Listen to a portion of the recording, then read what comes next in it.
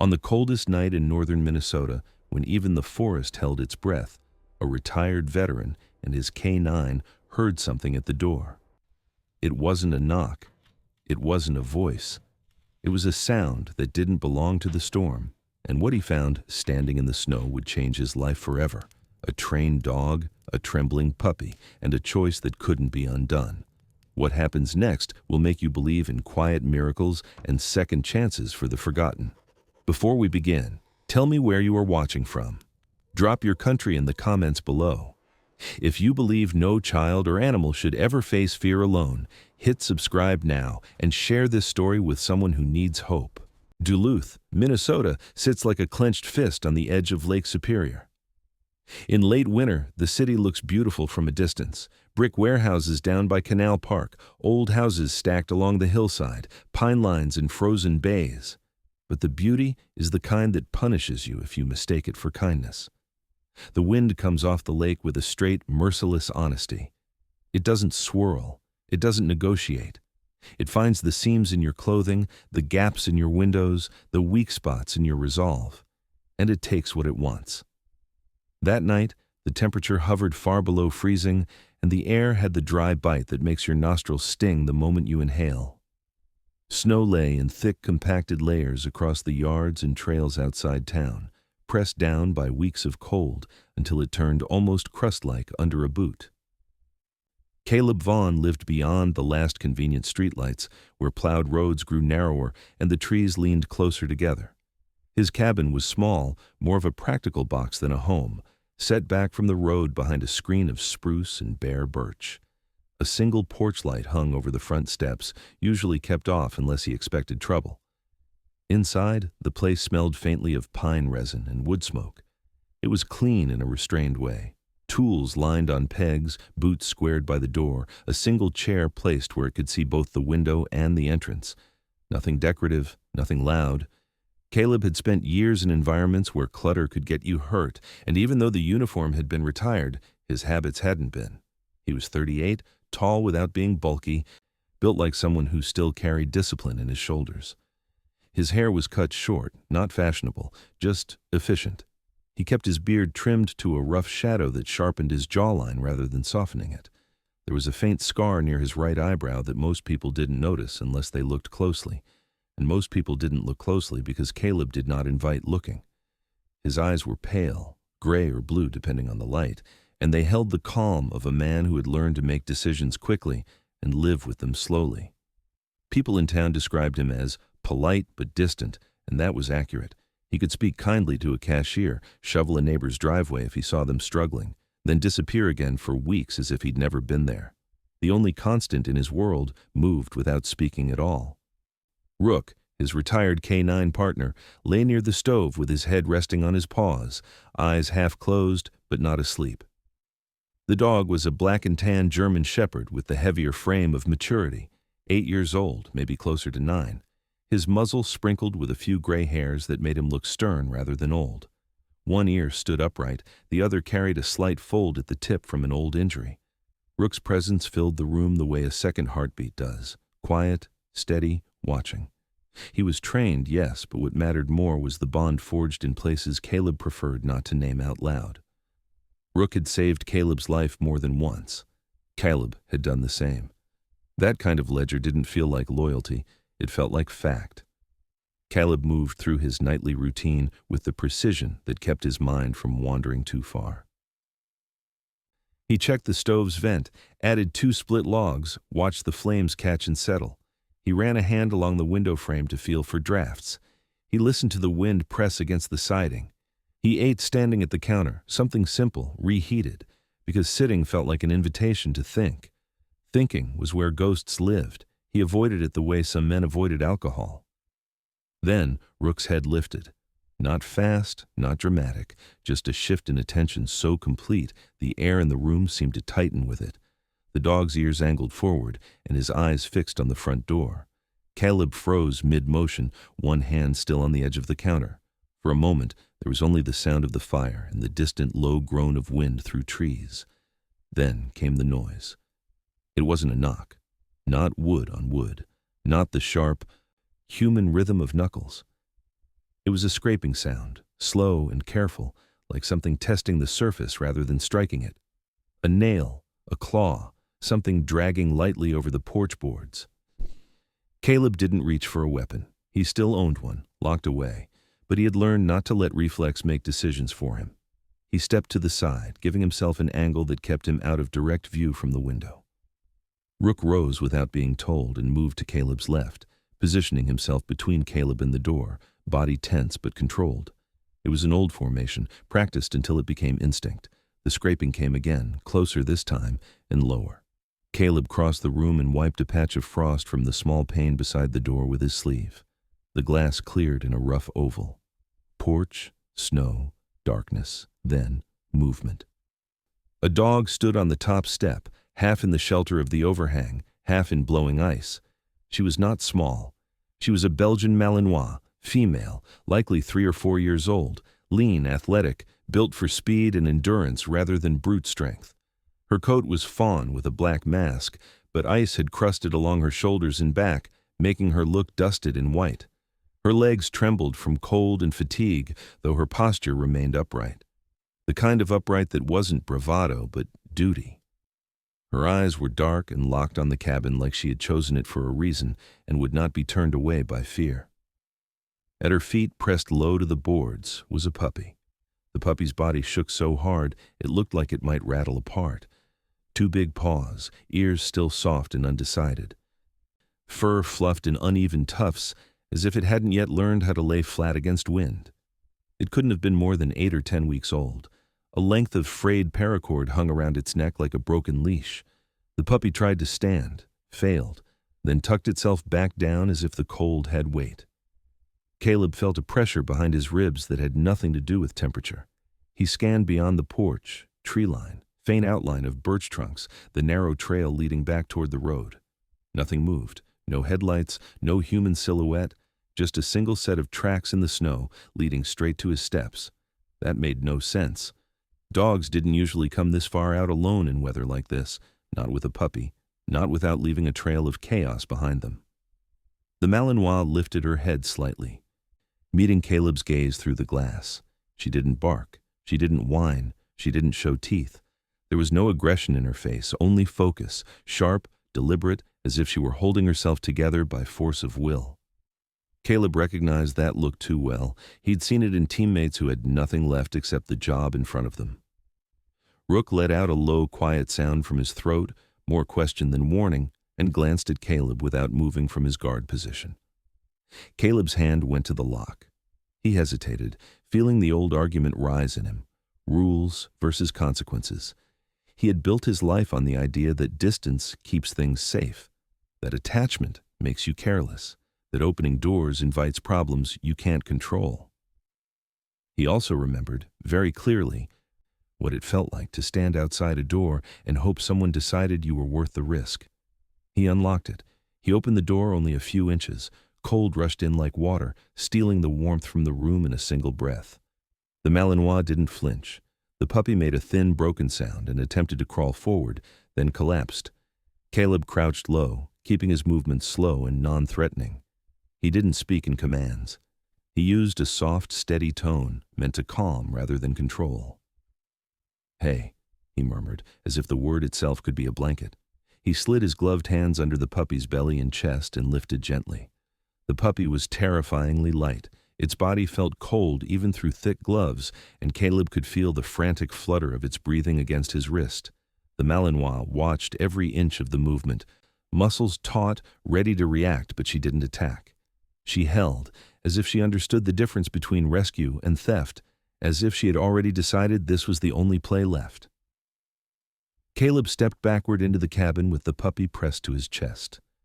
Rook pivoted slightly to make space, never taking his eyes off the doorway. Caleb didn't pull the Malinois inside. He didn't try to touch her. He left the door cracked, letting the porch light spill across the snow like a narrow bridge. He wrapped the puppy in a wool blanket and placed it near the stove. Not too close, careful of overheating, but close enough that the heat could begin to fight for it. The puppy's chest rose and fell too fast, too shallow. Caleb adjusted the blanket, then sat back on his heels. He realized his hands were shaking and forced them still. Outside. The Malinois remained on the porch, snow collecting on her back. She stood guard, eyes fixed on the crack of light, as if the line between outside and inside was the last boundary she trusted. Rook settled beside the stove again, close enough to block a draft, close enough to lend warmth without crowding the puppy. The room felt suddenly smaller, fuller, alive in a way it hadn't been an hour ago. Caleb stared at the puppy's trembling body and understood one thing with absolute clarity. Whatever had brought them to his door was not finished with them yet. And because he had opened the lock, it wasn't finished with him either. Morning came without ceremony. The sky over Duluth stayed the color of dull steel, and the lake wind never fully slept. It pressed against the cabin walls in slow testing waves, as if measuring whether the night's intrusion had weakened the structure. Inside, the fire had burned down to a bed of glowing coals, enough to keep the air from freezing, but not enough to be forgiving. Caleb Vaughn woke on the chair by the stove with his boots still on, his spine stiff, his senses already alert. Rook lay at his feet, eyes open, ears angled toward the door. The puppy breathed, fast but steady now, wrapped in the same wool blanket where Caleb had left it. Outside, beyond the cracked door, the Malinois remained on the porch, snow dusting her back like ash, posture unchanged. She had not slept. Or if she had, it was the kind that keeps one eye open. Caleb stood slowly, joints complaining in a familiar way, and fed the stove 2 split logs. The room warmed by degrees. He knelt by the puppy and checked its paws and ears with careful fingers. Cold still lingered in the pads, but the worst of it had retreated. The puppy stirred, pushing its nose into the fold of the blanket and making a small sound that was closer to a question than a cry. Caleb felt something loosen in his chest that he refused to name. He did not pet it. He simply stayed where he was long enough for the breathing to settle. Rook rose and moved to the door, stopping short of the threshold. He stood with his shoulder angled toward the outside, body blocking without threatening. The Malinois lifted her head and met his gaze. The exchange was quiet, dense with information, age, experience, boundaries. Rook was heavier, older, carrying the calm authority of a dog who had stood behind shields and boots. She was leaner, wired, built for speed and distance. She did not step forward. She did not retreat. She waited. Caleb cracked the door another inch and slid a metal bowl just inside the threshold, placing it where the heat would keep it from icing over too fast. He filled it with water, warmed from the kettle. Then he stepped back and leaned against the wall, hands open at his sides. He did not speak. He had learned that silence could be an invitation when words felt like pressure. The Malinois sniffed the air, nostrils flaring, eyes flicking from Caleb to Rook to the interior of the cabin. After a long moment, she extended her neck and lapped at the water without crossing the line. Her tongue moved quickly, efficiently. When she finished, she withdrew to the porch and resumed her watch, body angled outward toward the trees. The message was clear. Care was acceptable. Ownership was not yet on the table. Caleb pulled on his jacket and stepped onto the porch. The cold cut clean through the layers, sharp enough to clear thought. He crouched and studied the snow at the edge of the steps. In daylight, the tracks told more truth. The dog's prints were obvious, one set large and deliberate, the other chaotic and shallow. But there were also human boot prints, older than the dog's, partially filled with frost. They circled the cabin once, not rushed, then cut back toward the tree line. Someone had taken time here. That detail bothered Caleb more than the presence itself. Rushed men made mistakes, patient ones planned. He followed the tracks a short distance, far enough to confirm direction, then stopped. The woods were quiet in that way that wasn't peace but attention. He returned to the cabin and checked the latches, the windows, the lock on the back door. Routine brought his breathing into order. By mid-morning, movement appeared down the narrow trail that served as the closest thing to a neighborly approach. A woman walked with careful, economical steps, boots planted with the confidence of someone who knew ice well. She stopped several yards from the porch, raised one hand, and waited. Caleb noticed the way she stood, upright but not rigid, and the way her eyes scanned before settling. Experience recognized experience. Her name was Dana Whitaker, sheriff of the county, early 50s, average height, shoulders squared beneath a heavy coat, Gray hair pulled back under a knit cap that had seen many winters. Her face carried lines earned by sun and wind rather than age alone, and her eyes were steady, the color of dark coffee. She spoke plainly and listened the same way. People in town said she had been a medic before she wore a badge, and it showed in how she assessed situations before assigning blame. "I saw tracks," Dana said, voice carrying easily through the cold. Human. Not fresh, but not old enough to ignore. Her gaze flicked to the Malinois on the porch and lingered just long enough to register understanding. "Yours?" "No," Caleb said. "She chose the porch." Dana nodded once. She did not smile. "That happens." Her attention shifted to Rook, then to the puppy inside. "You did right bringing the little one in. Weather like this doesn't negotiate." They spoke without moving closer, both respecting the line the dogs had drawn.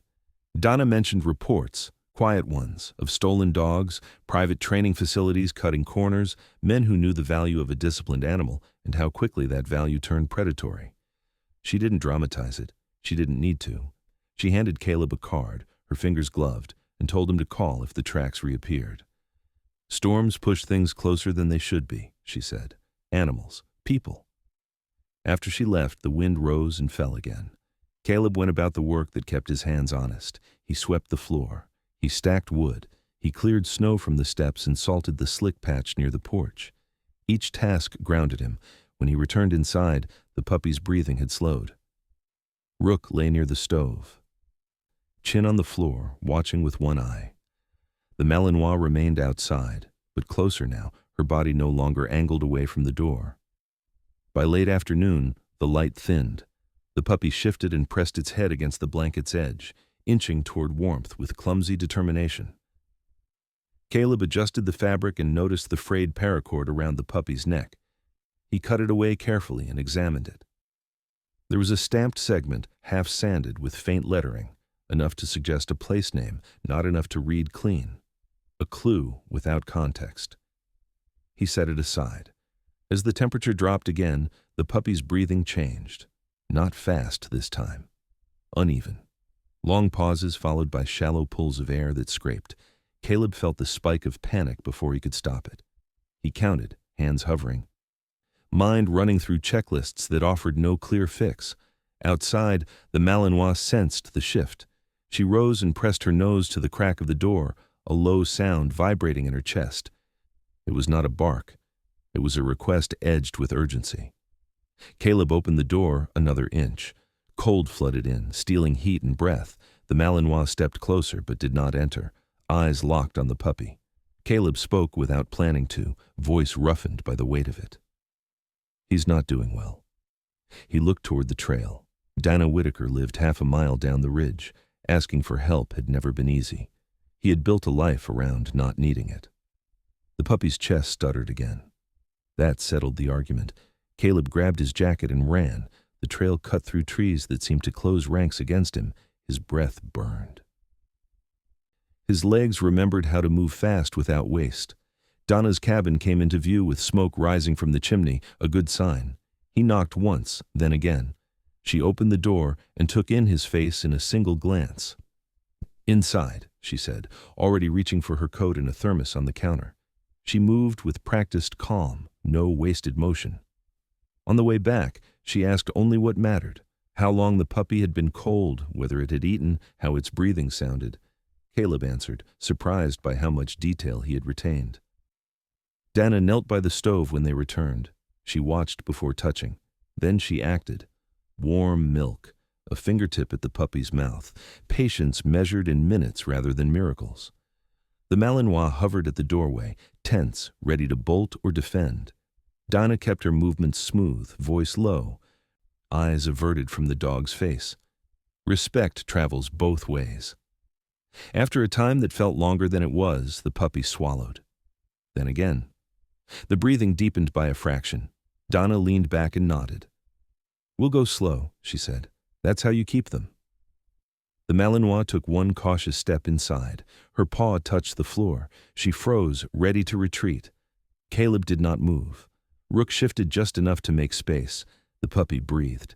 The night pressed close again, but something had changed. Not the weather, the balance. The cabin settled into a fragile rhythm after midnight, the kind that depends on vigilance rather than comfort. The fire burned low and steady. The puppy slept in shallow cycles, breath no longer hitching, but still fragile enough to command attention. Rook positioned himself where he could see both the stove and the door, his body angled like a hinge. The Malinois lay just inside the threshold now, close enough to feel warmth, far enough to retreat if the rules changed. She slept with her chin on her paws, eyes half-lidded, ears tuned to the wind. Trust, in her world, was provisional. Caleb did not sleep. He sat on the floor with his back to the wall, the wool of his jacket pressed against old knots in the wood. When the fire popped, his shoulders tightened and then released. He counted the puppy's breaths without realizing it. A habit borrowed from nights when counting kept panic from turning into action. The storm outside softened to a hiss, snow sifting instead of driving, but the quiet felt watched.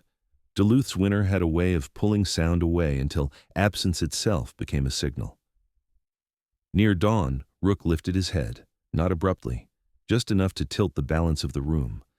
The Malinois' ears followed a second later, swiveling toward the back of the cabin. Caleb rose, slow and careful, and eased the curtain aside. The yard lay pale and still. Then he saw it, a fresh line in the snow where none had been an hour before. Not deep, not sloppy. A boot print with a heavy tread, set deliberately near the woodpile, angled to avoid the steps. Caleb opened the back door and stepped into the cold. The print sharpened under his gaze. Whoever had left it wore a boot meant for distance, not convenience. He followed the line only as far as the edge of the trees, then stopped. He had learned long ago the difference between curiosity and invitation. He marked the direction in his mind and returned inside, securing the latch with a muted click. When light finally came, it brought clarity without comfort. The tracks circled the cabin again, newer now, overlapping the older ones, as if the visitor had returned to check whether the night had changed anything. Caleb took photographs with his phone, careful to frame the tread and the spacing. Rook stood at his side, calm, present. The Malinois watched from the doorway, body tense but contained. Donna Whitaker arrived mid-morning, her truck easing to a stop well short of the porch. She stepped out and studied the snow with a practiced eye before she said a word. The cold had etched her face into a map of fine lines, but her posture remained unyielding. She crouched by the woodpile and traced a finger just above the print, never touching. "Same boot," she said, "same patience." She glanced toward the Malinois and the puppy inside. "Someone's checking inventory." Dana didn't stay long. She placed a small camera on the table, a compact thing with a dull casing meant to disappear into bark or shadow. "Motion triggered," she said, "infrared. I'll put another down the trail." She paused, eyes steady on Caleb. "If they come back, we document. We don't escalate." Caleb nodded. Escalation had a way of turning simple truths into complicated regrets. By afternoon, the puppy stirred with more intention. Its eyes opened and closed, unfocused but curious. Caleb offered a fingertip dipped in warmed liquid. The puppy licked once, then again, and Caleb felt relief land with a weight that surprised him. He checked the cut length of paracord he'd set aside the night before. In better light, the stamped segment revealed a partial mark, letters abraded by wear, North. Then a star-shaped impression, barely there. Enough to suggest a name, not enough to be certain. A vehicle appeared near the tree line just before dusk, not on the road but stopped where the brush thinned. Caleb noticed it because it didn't move. A man stepped out, tall and narrow, bundled in layers that looked scavenged rather than chosen. He wore a beard that hadn't seen a blade in weeks, and a knit cap pulled low over eyes that avoided the cabin until they didn't. He raised his hands as he approached, palms out. "Name's Elias Crow," the man said when he stopped several yards short. His voice carried the rasp of cold and cigarettes. He was in his early 40s, cheekbones sharp, jaw angular beneath the beard. There was a guardedness to him, a habit of watching exits even while standing in the open. "I hunt up here, saw your lights last night, thought I'd check." Caleb did not move closer. He did not answer the question implied in the statement. Rook remained still. The Malinois rose and positioned herself between the puppy and the doorway, shoulders squared, eyes locked on Elias. The man noticed. His gaze flicked to the dog and back to Caleb, calculation plain. "Beautiful animal," Elias said. "You don't see that kind of training on strays." "Move along," Caleb said. His voice was even, carrying no challenge, just a boundary. Elias smiled thinly. No harm meant. He backed away a step, then another. "Weather's turning. Be a shame if someone got stuck out here." The man retreated to his vehicle and drove off without hurry, tires crunching softly. Dinah's camera blinked once in the corner of the porch, its small eye awake. That night, the Malinois did not return to the threshold. She crossed fully into the cabin and lay beside the puppy, curling her body around it with a precision that suggested training rather than instinct. Caleb watched without intervening. Rook shifted to give her space, accepting the change without protest. The puppy slept. The fire burned. Outside, the snow erased nothing. The next morning arrived without sunlight. A low ceiling of cloud pressed down on the land, flattening distance and sound until the world felt closer than it should have. Duluth's winter did that. It compressed everything, forcing choices to be made in smaller spaces. Caleb Vaughn woke with stiffness in his back and the immediate awareness that the room was not arranged the way it used to be. There were 2 dogs breathing near the stove now, not one. The puppy lay tucked into the curve of the Malinois' chest, small body rising and falling in a rhythm that was still cautious but no longer fragile. Rook lay a few feet away, his bulk turned outward, eyes open, ears relaxed but ready. The triangle they formed felt deliberate, as if the room itself had accepted a new geometry. Caleb stood and stretched slowly, listening. No movement outside. No crunch of boots, no engine idling too long. The camera Dana had installed blinked once, steady and indifferent. He fed the stove, then poured water into the kettle and set it to warm. Routine mattered more now, not less. With more lives under his roof, predictability became a form of protection. The Malinois lifted her head as Caleb approached, eyes tracking his hands rather than his face. She was close enough now that he could see the fine details, the scar that ran thin and pale along her left flank, old and cleanly healed, the calluses on her pads that spoke of miles traveled on hard ground, the way her ribs showed just slightly when she breathed, not from neglect but from work. She was not young, he realized, 4, maybe 5, old enough to have learned what training demanded, young enough to still believe endurance was endless. He knelt and slid the metal bowl closer, refilling it with warm water. She watched, then drank without hesitation. That, more than the step inside the night before, felt like permission. The puppy woke fully this time, eyes blinking open to a blurred world. It attempted to stand and failed, then tried again with stubborn insistence. Caleb steadied it with a hand under the belly, surprised by the warmth there now. The puppy's fur was thickening at the shoulders, darker along the spine. Its ears flopped forward as if undecided about the future. It let out a small hoarse sound, something between a bark and a complaint, and the Malinois responded instantly, lowering her head to touch noses. The contact was brief but precise, reassurance delivered and received. Caleb rose and stepped outside to clear the steps. Snow had drifted again in the night, softening the edges of yesterday's tracks but not erasing them. He shoveled and salted, working in even strokes that warmed his muscles and kept his thoughts from spiraling. When he finished, he followed the trail toward the trees, stopping where the prints diverged. He crouched and studied the spacing, the angle of the heel. Whoever it was had moved with intention, testing reactions, waiting for signs of weakness. That kind of patience was familiar to Caleb. It carried a particular risk. A truck appeared near midday, easing along the road with the cautious confidence of someone who knew the terrain. It was not Dana's. Caleb recognized it a moment later as it pulled in and stopped well short of the porch. A man stepped out, broad-shouldered, wearing a heavy canvas jacket darkened by years of work. He was in his late 30s, beard trimmed close, hair cropped short in a way that suggested habit rather than style. His face was open, weathered, the lines around his eyes deepened by squinting into wind rather than suspicion.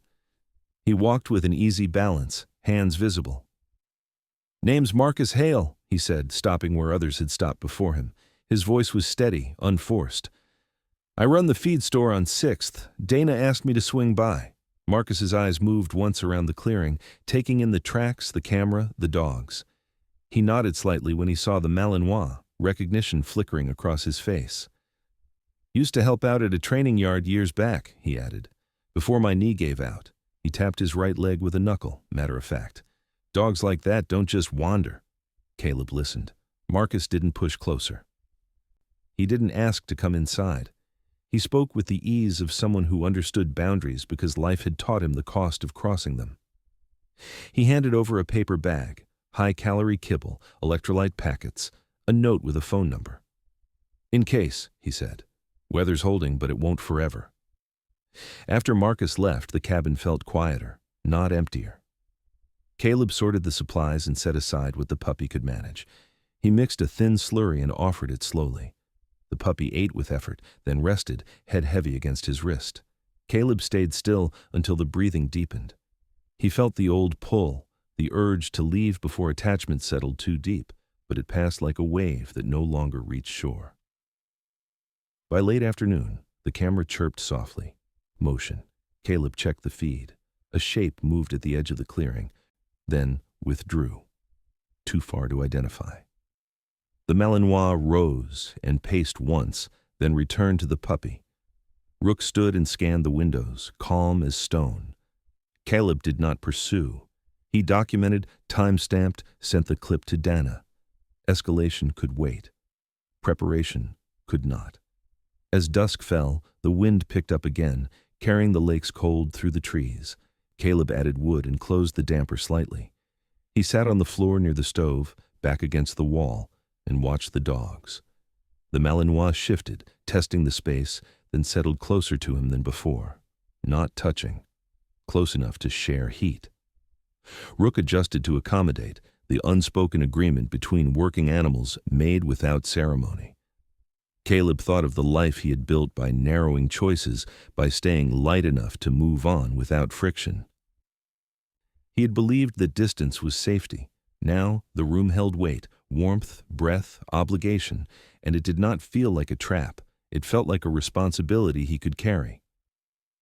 Outside, the snow began again, light and persistent, rewriting the landscape without asking permission. Inside, the puppy slept, fed, and guarded. The Malinois kept watch with a vigilance that no longer excluded the man by the stove. Rook closed his eyes, trusting the perimeter. Caleb stayed. The snow fell thicker that night, not in the angry sheets that chased you indoors, but in a steady accumulation that dulled edges and hid intention. Caleb Vaughn preferred storms that announced themselves. This one did not. It softened the land until sound traveled farther than it should have, until the absence of noise felt deliberate. Inside the cabin, the fire burned steady, and the kettle hissed faintly as it cooled. The puppy slept deeper now, curled tight against the Malinois' chest, small ribs rising and falling with effort that no longer frightened. Rook lay near the back door, bulk turned outward, posture easy but alert. The geometry held.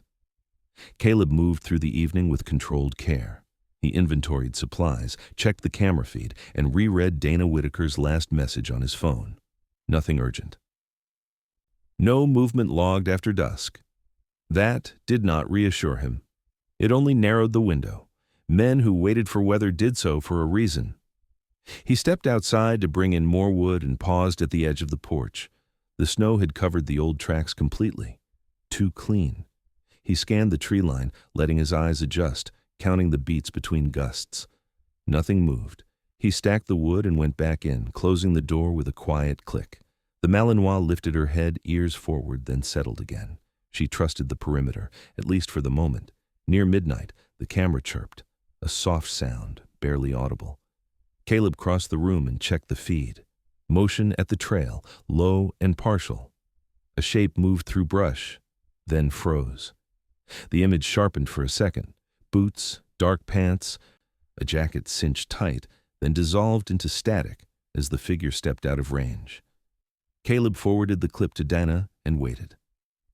Rook rose without being told and repositioned, placing his body between the stove and the door. The Malinois stood and stretched, joints popping softly, then angled herself to shield the puppy. No sound, no wasted movement. The wind shifted, snow began to drift sideways.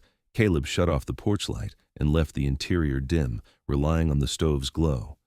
He sat on the floor with his back to the wall and breathed slowly. He had learned how to wait without giving himself away. The knock came at 1:17 a.m. It was not loud. It was not polite. It was a measured impact, wood on wood, followed by a pause long enough to test curiosity. Rook did not bark. The Malinois did not growl. The puppy did not stir. Caleb stood and moved to the side of the door, keeping his silhouette out of the narrow pane's reach. "Caleb," a man's voice said, muffled by wind and snow, calm, familiar. "I know you're awake." Elias Crow stood just beyond the light's edge when Caleb cracked the door an inch. The man looked different at night. The beard made his jaw sharper, his eyes deeper set. Snow clung to his shoulders. He held his hands out, palms visible, but his stance was relaxed in a way that suggested confidence rather than peace. His boots were the same heavy tread Caleb had photographed. "You don't want trouble," Elias said. "Neither do I." "You're on my property," Caleb replied. His voice carried evenly through the crack. "Move on." Elias smiled thinly. "That dog you've got, Malinois, she's worth money. The pup too, in time. I can make this easy." Rook stepped closer, his shoulder filling the gap of light. The Malinois' eyes never left Elias's face. Caleb felt the weight of the decision settle into his chest, not fear, not anger. Calculation. "Leave," Caleb said again. Elias leaned back a fraction, studying the dogs, the dark interior, the way Caleb held himself. "Weather's bad," he said lightly. "Accidents happen." He stepped away into the snow, retreating without hurry. The camera chirped again as he passed its field, capturing the angle of his face, the set of his shoulders. Caleb closed the door and locked it. He did not move until the Malinois lay back down and the puppy's breathing remained steady. Donna arrived before dawn, her truck lights cutting through the snow like knives. She listened to Caleb's account without interruption, watched the clips twice, then nodded. "That's enough," she said. "We'll bring it in."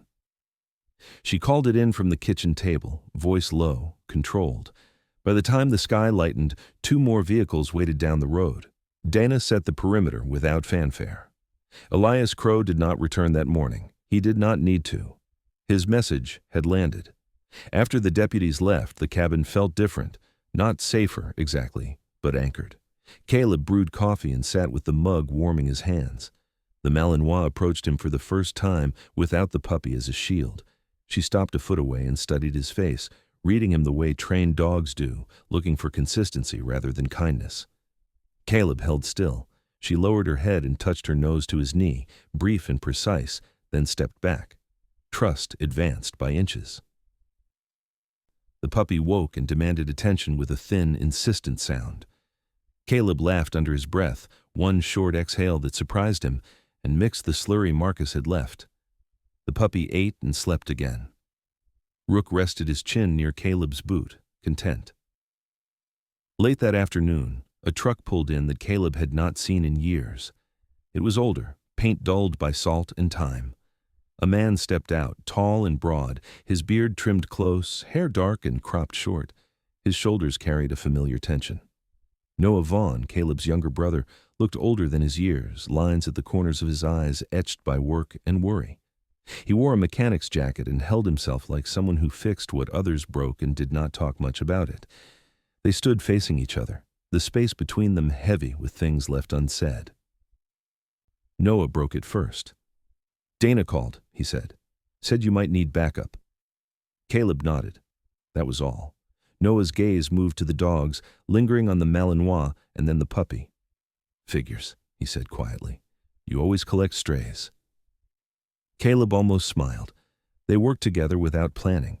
Noah installing a second light by the back door, reinforcing a hinge, checking the generator. The ease of it surprised Caleb. He had forgotten how natural it felt to share the load. As evening fell, the snow eased.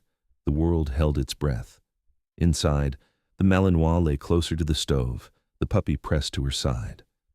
Rook slept, one eye open. Caleb stood at the window and watched the tree line, the weight of staying settling into something he could carry. Morning broke clean and sharp, the kind of cold that stripped illusions away. The snow had stopped overnight, leaving the clearing etched in hard lines and pale light. Duluth felt suspended between breaths, as if the land itself was listening for what would come next. Caleb Vaughn stood on the porch with a mug of coffee warming his hands, eyes scanning the tree line. No fresh tracks, no idling engine sound carried by wind.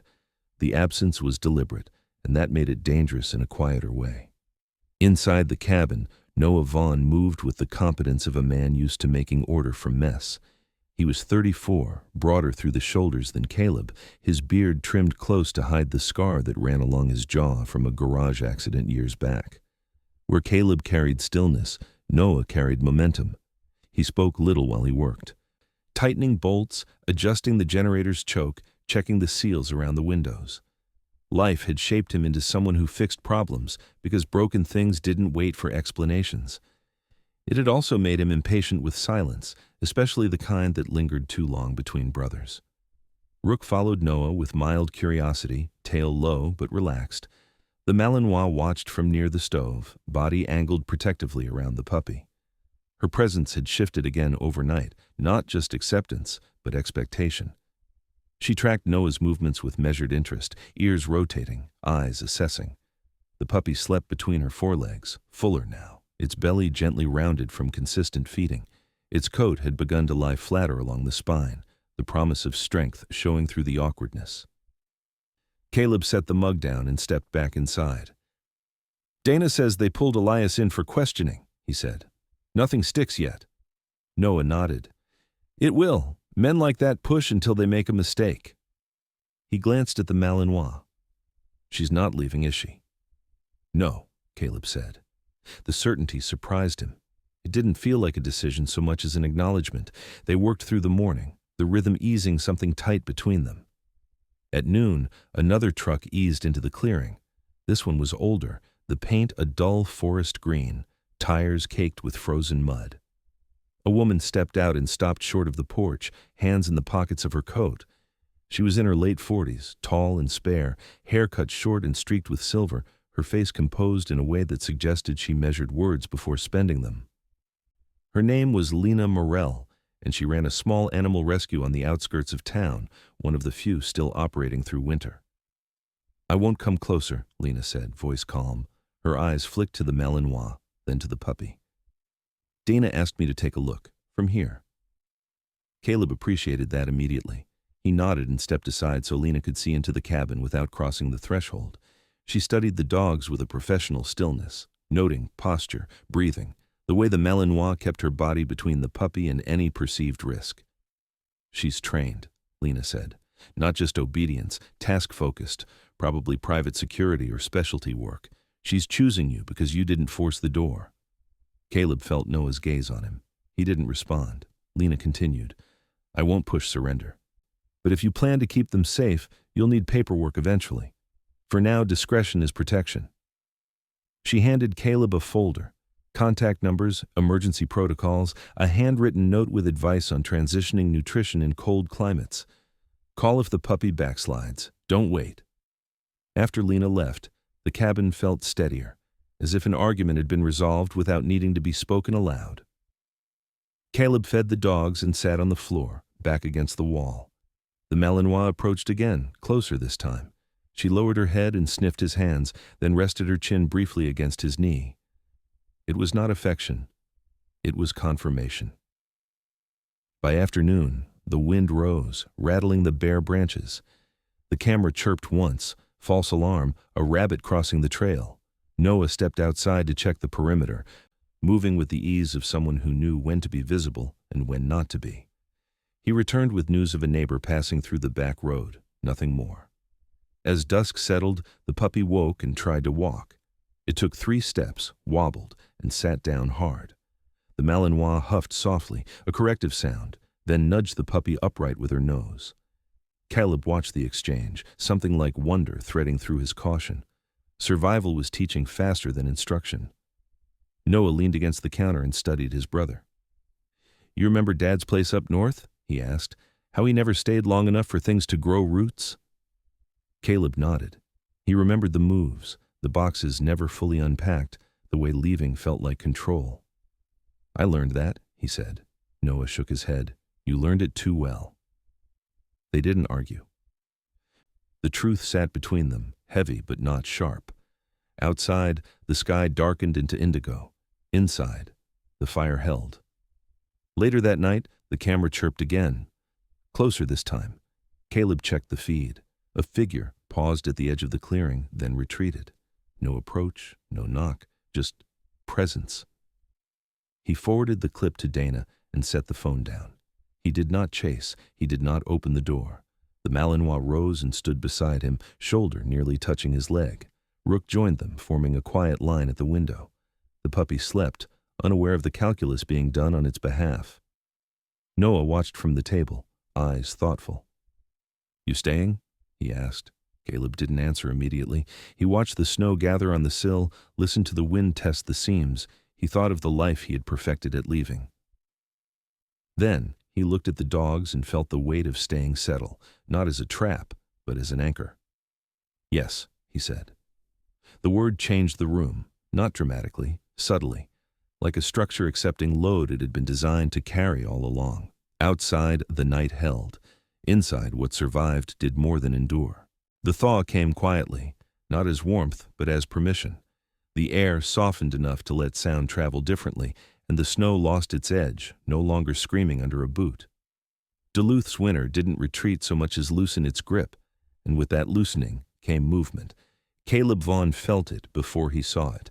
The morning light reached farther into the clearing, touching the trunks and the low brush, revealing what had been hidden by glare and shadow. He stepped onto the porch and read the ground like a page turned sideways. Tracks overlapped now, old and new, some honest, some testing. The land was telling a story again. Inside, the cabin breathed. Noah Vaughn sat at the table with a mug and a folded map, pencil tucked behind his ear. He had stayed another night without saying so, as if the choice didn't need words.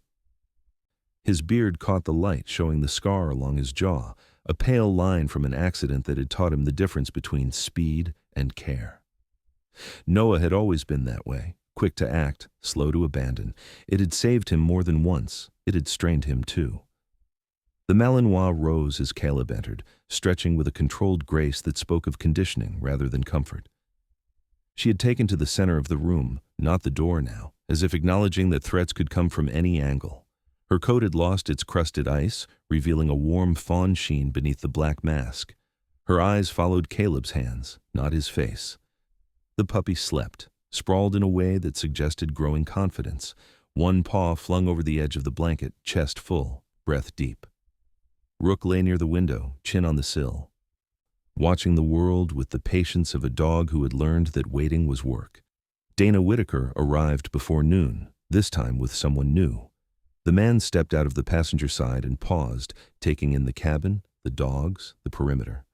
He was tall and lean, early 40s, hair cut close with the utilitarian neatness of law enforcement. His face carried sharp lines around the mouth, a seriousness that had been trained rather than inherited. He wore a state-issued jacket and held a clipboard against his chest like a shield.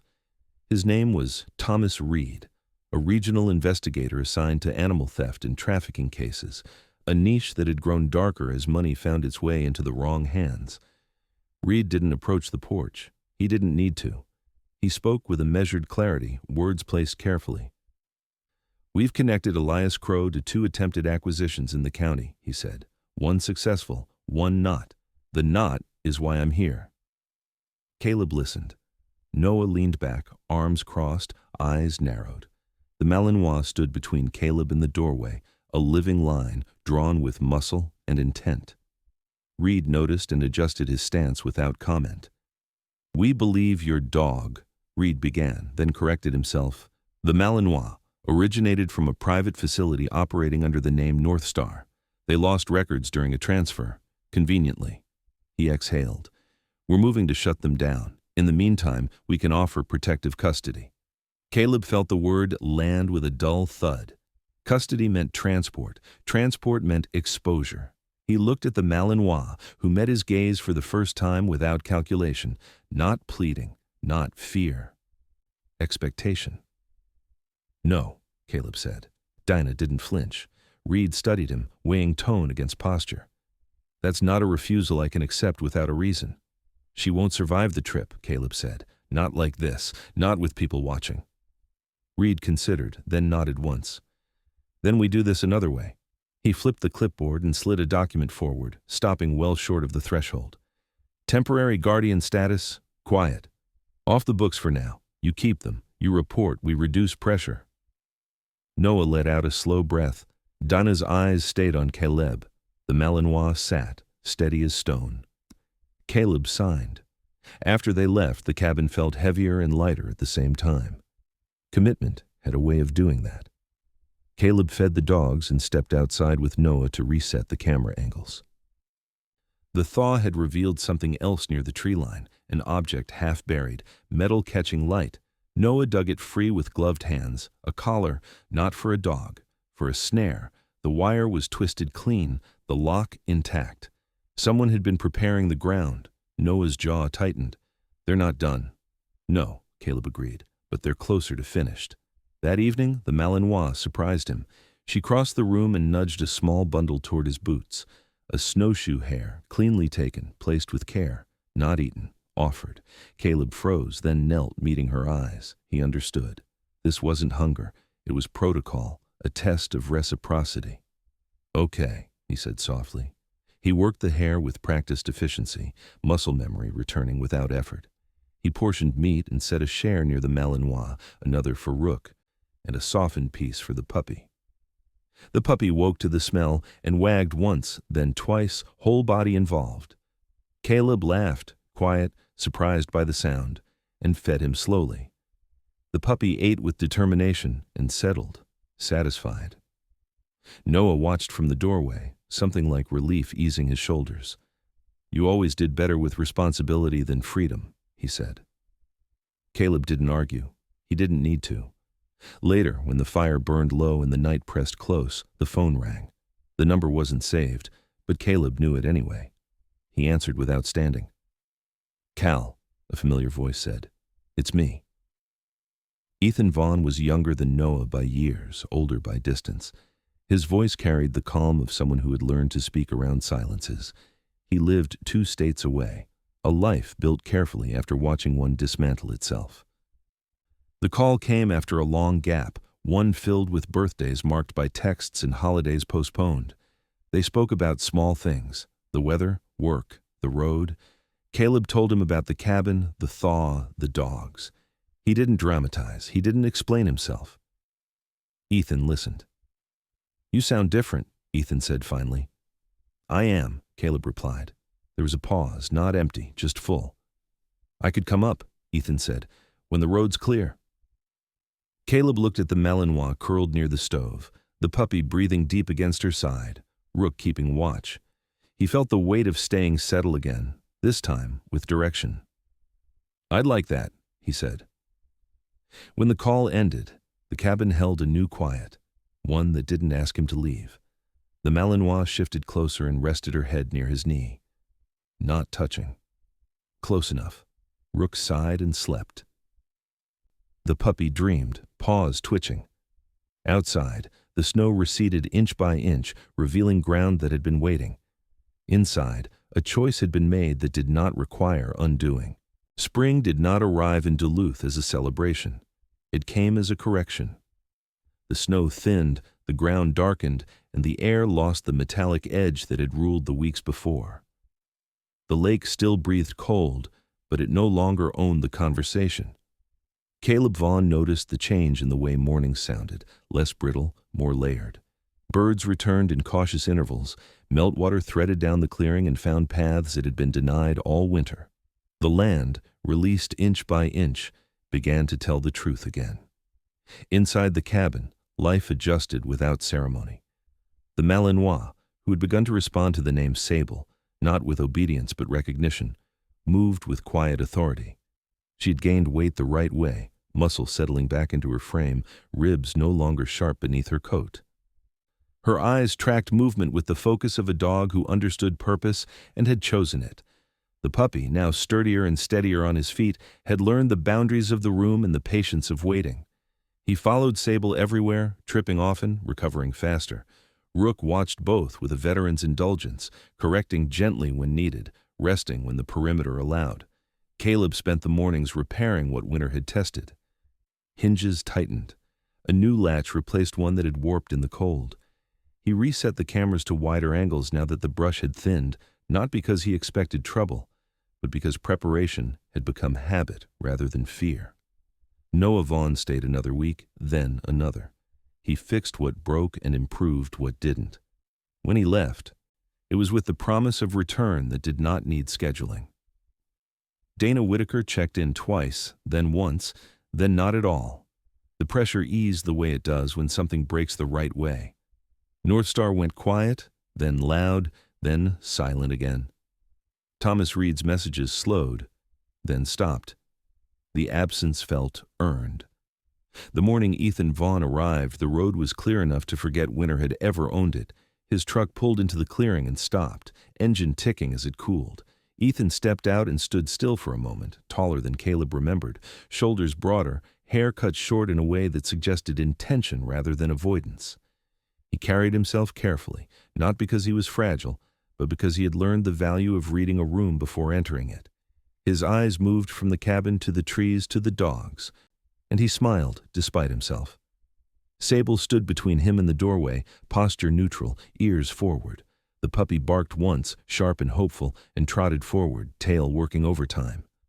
Rook rose and positioned himself just behind Caleb's knee, not blocking, simply present. Ethan crouched slowly, hands open. "Hey there," he said to the puppy, voice steady. The puppy sniffed, sneezed, then leaned in. Sable watched the exchange, assessing. When Ethan rose, she stepped closer and sniffed his boots, then his jacket, then looked up at Caleb.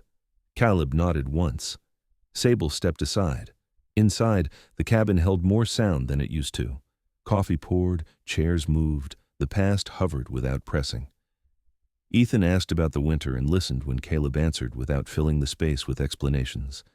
They spoke about work, about roads, about nothing that mattered until it did. At some point, Ethan noticed the framed document on the shelf, temporary guardian status, edges worn from being handled.